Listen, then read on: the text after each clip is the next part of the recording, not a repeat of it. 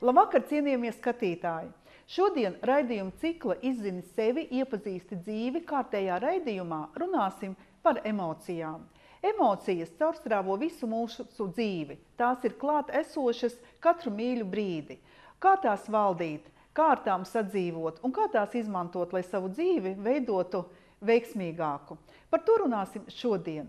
Un mūsu studijas viesi šodien ir nekustamo īpašumu darījumu eksperte un rakstniece Jiļena un pirts rituāla meistars Aigars. Labdien!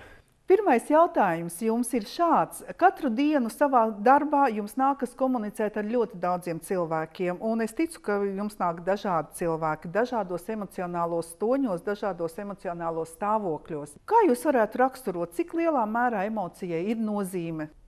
Ļoti liela nozīme, jo satiekos ar cilvēkiem, ja viņi ir labā noskaņojumā, tad es arī pavelkos vairāk līdzi un es priecājos par viņa klātbūtni un man prieks ar viņu runāt. Tāpatās arī ir veikts kāds labs pirts rituāls un cilvēks līdz šim brīdim neko tādu nav izjūts un viņš man saka paldies un es tiešām acīs to redzu. Es arī esmu kopā ar viņu un man noskaņojums paliek daudz labāks. Vai, piemēram, kad bombas man pienāk klāt un prasa kaut kādu naudiņu priekš alus pudeles, man kaut tāds nepatīkams sajūts rodās. Ja? Ko viņš man te liena klāt? Ну, у нас, как у юридического бюро, фактически приходят люди с проблемами. Это всегда какие-то проблемы, это эмоции, с которыми мы сталкиваемся в первую очередь. И то, что происходит потом, когда эта проблема уходит, когда мы эту проблему решили, человек получил, допустим, новую квартиру, да, вот это счастье, ну, только ради этого и работаешь фактически. Paldies. Un kas īsti ir emocija? Emocija tā ir cilvēka jūtu izpausmu uz āru vai viņa noskaņojums, ko citi cilvēki var novērot. Ну, фактически это то, что человек чувствует внутри себя.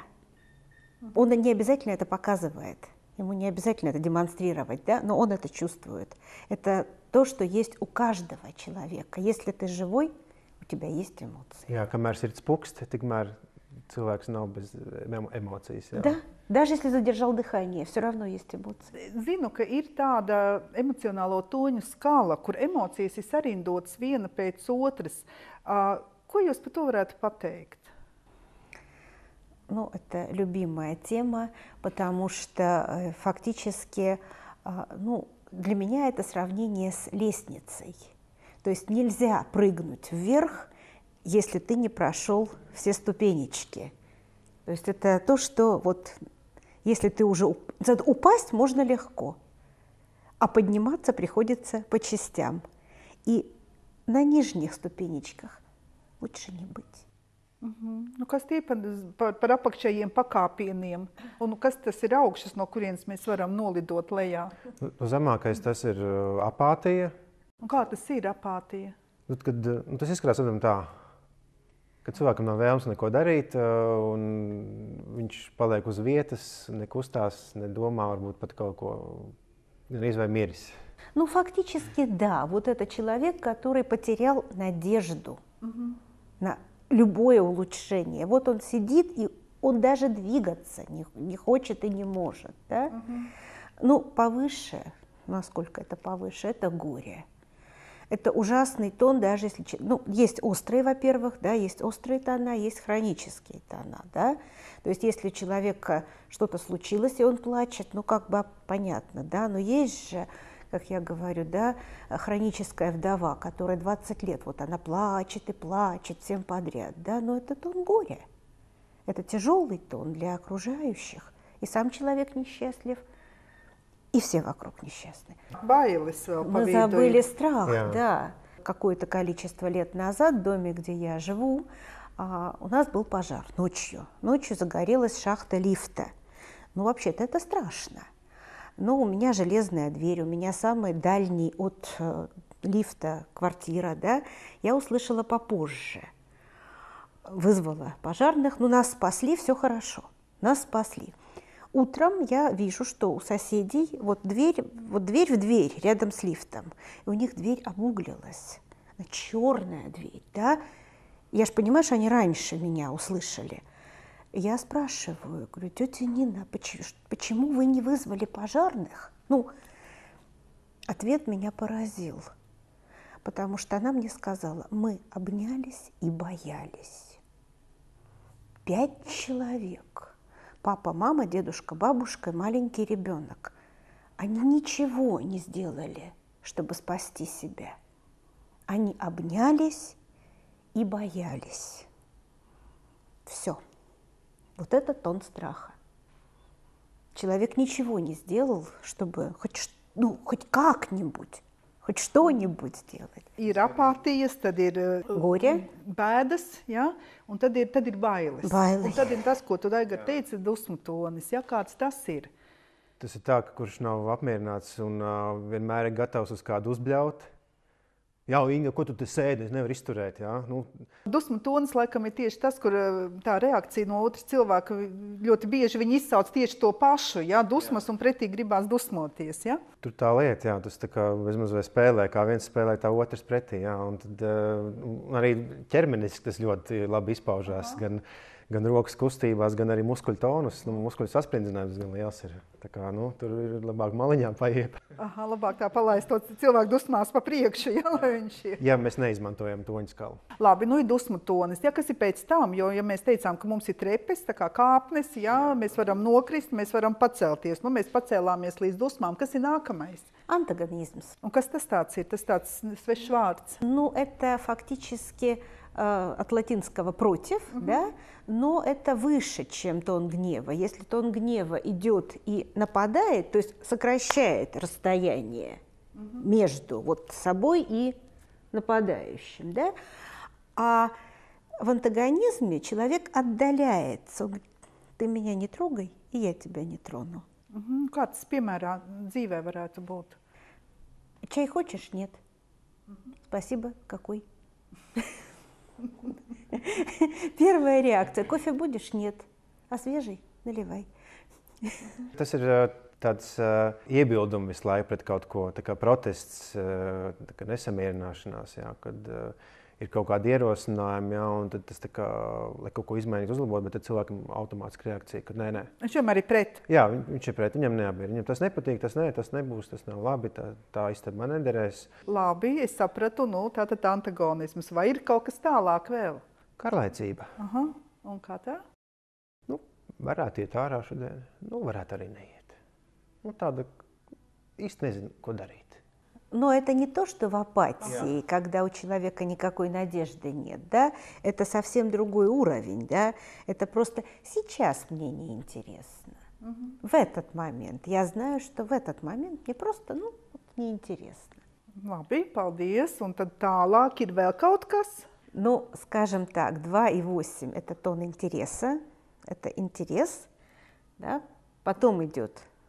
То есть интерес – это уже когда человеку что-то стало реально интересно, да? Он куда-то направляет внимание. Muša ielidoja dzīvoklī, wow, kur tad viņi lidos? Kur viņa? То есть потом идет консерватизм. Замечательный тон, когда у человека все хорошо. Tā kā labi sakonservējies, man viss ir labi, ģimene laba, dzīvoklis labs, darbs labs, man neko mainīt vairs nevajag. Viņam tiešām nevajag neko mainīt, viņam viss ir. Viņam viss ir labi, ja, protams. Выше идет тон сильного интереса, сильный интерес. Мы пропустили один очень важный тон, это тон радости, тон веселья. Да, это то, что действительно присуще каждому человеку. И любой ребенок умеет радоваться. Это одно из первых, что он учится, да, смеяться и радоваться. Но это очень такой позитивный тон, да, он реально наверху. Человеку хорошо, когда он радуется. Ему реально хорошо, да. Потом идет сильный интерес.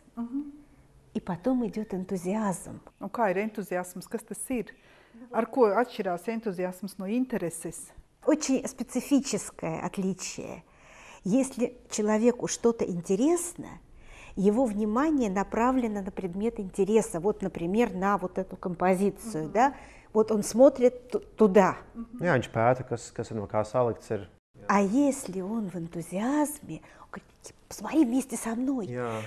Viņš ierauj arī apkārtējos tādā interesantā lietā, ko viņš ir ieraudzījis vai novērojis. Viņš iesaista, pavelk līdz citus. Interesanti. Tātad cilvēki pa tiem toņiem staigā. Vai viņi var kaut ko izlaist vai nevar izlaist? Kā tas ir? Kā tas dzīvē notiek? Dzīvē notiek tā, ka izlaist īsti nevar vienalga iziet cauri. Vienīgais, cik tas brītiņš, kur uzturās, uz kura tā pakāpiena. Viņš var uzturēties kaut kādu sekundi, minūti, mēnešus, gadus. Вот, например, тебе приходит сейчас смс-ка, да, что ты только что выиграл в лотерею. Super, Jena, es vinnēju loterijā, tu iedomājies? Ну, круто! Теперь приходит смс-ка, извините, ошибка. Ты не выиграл в лотерею. Un kāpēc es? Kāpēc man nav šipka? Вот. Мгновенно, очень быстро происходит. A, ko tu jūti tajā brīdī, kad tu no tā momenta, kad tu sāki smaidīt, ja? Un līdz tam brīdim, kad tu teici, kāpēc es? Kā tev tās emocijas izgāja? Pirmais bija tāds tas šoks, ja? Kad tā neticība, tāds tā kā antagonisms, tas uz manīm neatiecās, un tad es saprotu, ka es tomēr aizēju kaut kādu brītiņu līdz bēdām. Un tad man ir jautājums, teiksim, šeit, protams, mums ir eksperiments, ja? Bet dzīvē tā notiek. Kā notiek šis te, labi, cilvēks nokrīt, ja? Vai paceļās? Kas notiek tālāk? Tu saņemi īsziņu, tur rakstīts, kļūdījāmies, piedodiet, ja? Kas notiek tālāk? Personīgi tagad dzīvē ir tā, ka tas ir tās sliktās ziņas, labi spēle, tā, ko es varētu darīt, ko es varētu darīt, lai novērstos no tās varbūt zaudējuma sajūtas, ja?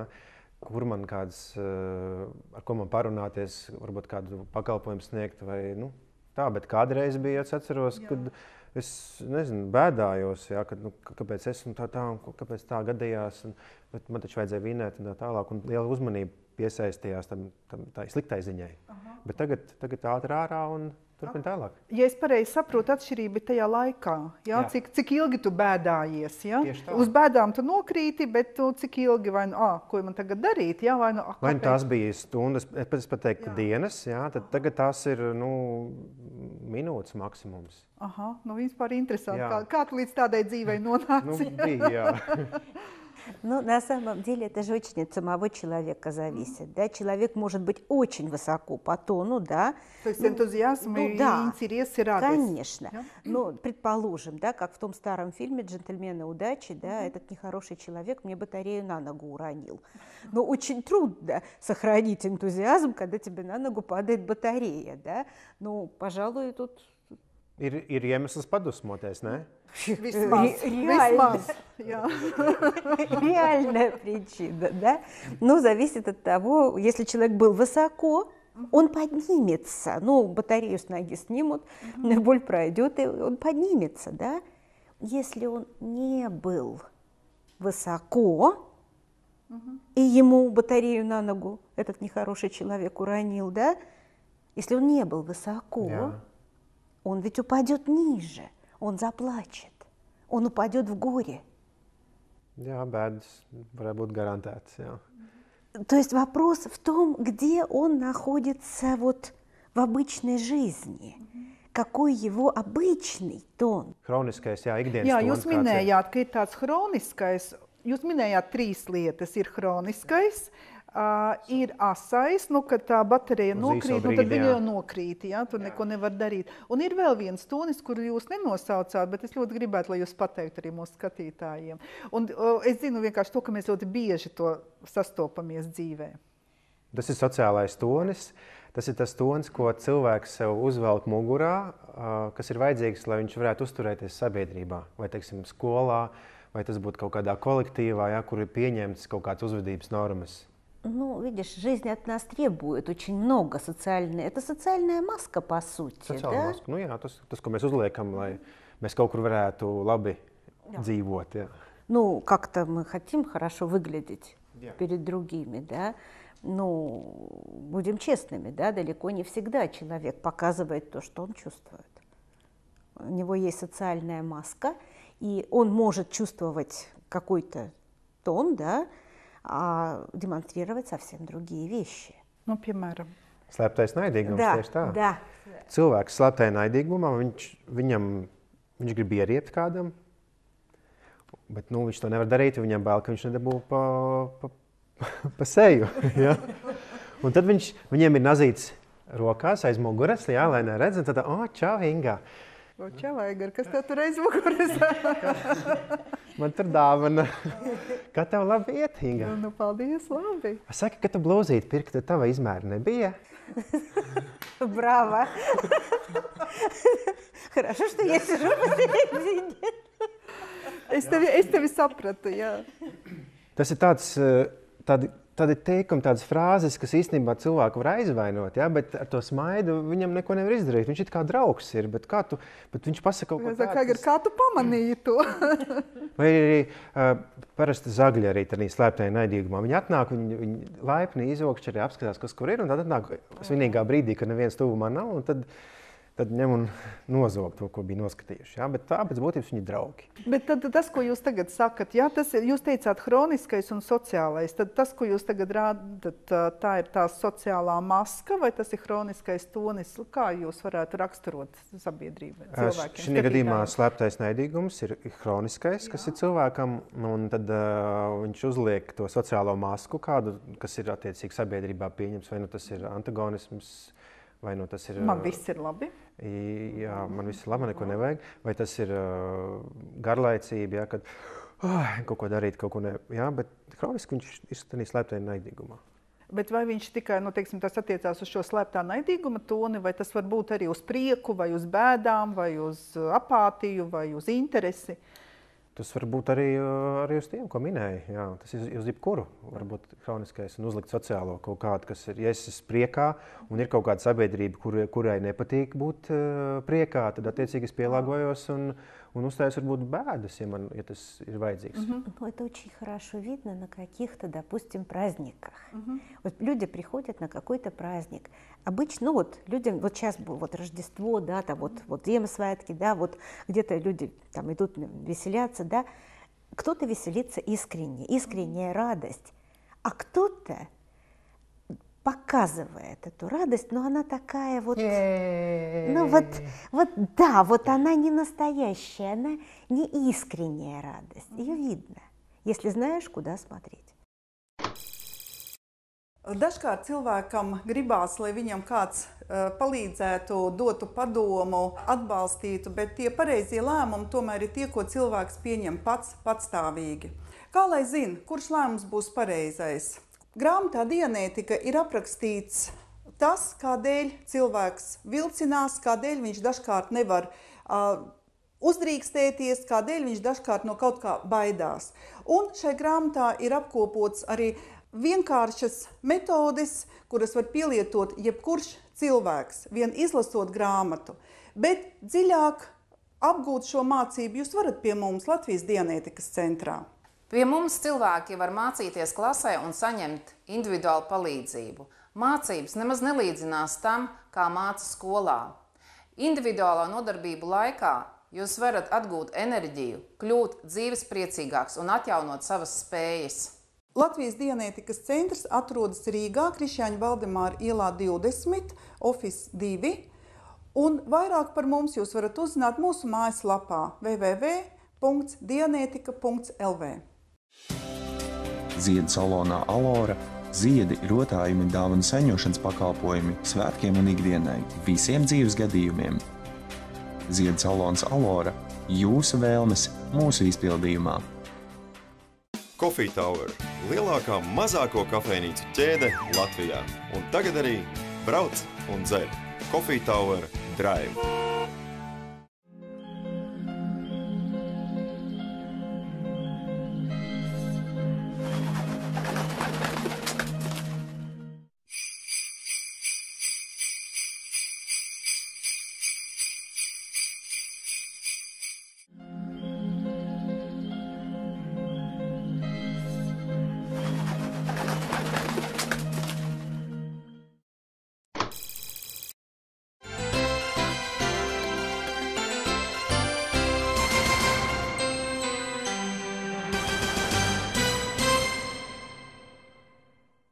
ļoti daudz cilvēku saka tā, ka es jau, nu, teiksim, savus tuviniekus, radiniekus vai priekšnieku vai kolēģus, ja?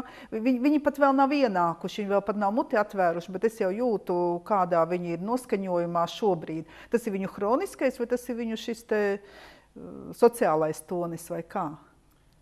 Nu, ja jūt, tur jau vairāk izklausās pēc šī te hroniskā. Например, ребенок идет из школы, мама смотрит в окно. Ну, видно, он несет двойку или он счастлив. Ну, это видно, прям вот в окно видно, да? Tā, tas var būt jebkurš tonis, tas var būt arī tas īsais, kas ir uz to brīdi. Да, в эту Tas ir секунду. tajā brīža tonis, ja? Vēl jums tāds jautājums, ja mēs runājam par saskarsmi, par komunikāciju, cik lielā mērā mums vajadzētu zināt gan sevi saprast, gan arī otru cilvēku? Ja mēs saprotam, tad es varu attiecīgi pielāgoties tam cilvēkam un izveidot tādu draudzīgu saskarsmi. Ну, не обязательно draudzīgu сразу. Vai atbilstoši, jā. Atbilstoši, jā. Protams, ja cilvēks ir dusmās, tad ar to draudzību tur tā ir, kā ir. Так получилось, что человек, с которым мы шли в большой проект, нам надо было в большом проекте, мы знали, что года 2 или 3 надо вместе работать, он привык кричать. Он так талантливо кричал, он кричал на всех, он кричал на своих рабочих, ну, он просто орал, да, вот конкретно. И как-то я была не согласна, что он так вот орет, да. Я к нему поехала, было лето, у него офис, значит, 3-этажное здание, его кабинет на 3-м этаже, ну, там штат сидит. Окна открыты, я захожу, говорю, ну, здравствуйте, давайте как-то договариваться о сотрудничестве. Он начинает на меня орать. И я-то понимаю, что он реально в гневе, а я-то нет. Я знаю, как работает шкала тонов, и я на него кричу в скуке. Ну, кричу. Kā tas ir kliegts garlaicībā? Jā, tas ir interesanti. Ну, просто кричу. Ну, любой ребенок умеет кричать, ну что вы. Вот. И мы минут 40 кричим. Он кричит по-серьезному, а я кричу, ну ладно, кричу. Вот. И я слышу, что народ из здания стал эвакуироваться, люди стали собираться на улице. Потом он устал и остановился кричать, ну не работает. Остановился, так на меня смотрит, говорит, а я громче могу. Я говорю, ну круто, еще покричим или к делу перейдем. Ну, нет, говорит, больше кричать не будем. Все. За 3 года в проекте ни разу никто, ни на кого, не просто не кричал, он со мной разговаривал шепотом. У нас установились нормальные производственные отношения. Может быть, это не было дружбой, но это было сотрудничество в нормальном ключе. Если бы я не знала шкалу тонов, я бы заплакала и убежала. И кто бы победил? Никто, потому что проекта бы не было. Man arī atcerējos tieši piemēru, kad ļoti noderēja šī toņa skala, kad Rīgā ejot uz mājām, tuvu pie manām mājām, es redzēju, ka 2 džeki taisās tūjitās kauties, jau tāds sarkani, jau tāds saspringuši. Un blakām bija cilvēki, kur tāds smaidīgi, bija tas slēptais naidīgums, ko es domāju, ka viņi bija pacentušies, lai tie 2 tur sāk kauties. Un es domāju, nē, mans rajons, es negribu, lai te kaujās, es tā pieeju klāt tādā, un es tādā garlaicībā prasu, es saku, es atvainojos, tas bija krievu valodā, es atvainojos, ar ko jūs te nodarbojaties? Tie džeki atleca viens no otra, tie, kas tie smaidīgi, viņi sāk smieties, viņi saka, neko jums interesi. Un viss viņi izklīda un aizgāja projām. Es tā, forši, ļoti noderēja, ja? Ja kad citiem cilvēkiem stāstu, viņi tā, kā tu tā varēji? Es saku, nu, var, ir metode, kā tu var panākt savu. Jā, bet kur tas noslēpums ir? Tas noslēpums bija atpazīt, kādā noskaņojumā, kāda šī emocija tiem cilvēkiem bija, kas tiem draugiem kāda emocija. Un tad es izvēlējos nevis entuziasmā iet klāt, kā jums tur iet, tā, bet tieši tādā garlaicībā, kas ir vairāk tuvāk viņiem, jā, un tāda garlaicīga interese garlaicībā. Ну. Если мы говорим шкала тонов, да, тон – это как музыкальный тон, да, а фактически вот это распознать, да, ну, это как включить камертон. Ты чувствуешь, что чувствует другой человек, ты видишь это, ты знаешь это, да? И если ты хочешь получить отклик, надо быть где-то сравнимо с ним, чтобы он тебя почувствовал, чтобы он поймал эту эмоцию, да, и тогда с ним можно налаживать уже контакт, налаживать реальное общение. Ko jūs šajā Ziemassvētku laikā gribētu novēlēt mūsu skatītājiem? Es gribu novēlēt, lai izmanto iespējas, lai neatliek šo sazināšanos ar saviem radiniekiem, tuvajiem, mīļiem cilvēkiem, un lai izpauž tiešām tās siltās emocijas, tās, kas viņiem pašiem patīk. На самом деле я хочу пожелать счастья. Именно счастье в сердце, в разуме, в семье, чтобы человек чувствовал высокие эмоции, радость, интерес, энтузиазм. И пусть все это принесет следующий год. Paldies mūsu raidījuma viesiem. Paldies, cienījamie skatītāji, ka bijāt kopā ar mums. Lai jums ir mierīgs un saskaņas pilns šis adventas laiks. Pavisam drīz nākamajā raidījumā mēs runāsim par pirmās palīdzības sniegšanas iespējām cilvēkiem, kuri ir nokļuvuši kādās traumas situācijās. Ar jums kopā bija raidījums Izzini sevi, iepazīsti dzīvi, un es Inga Ceronoka.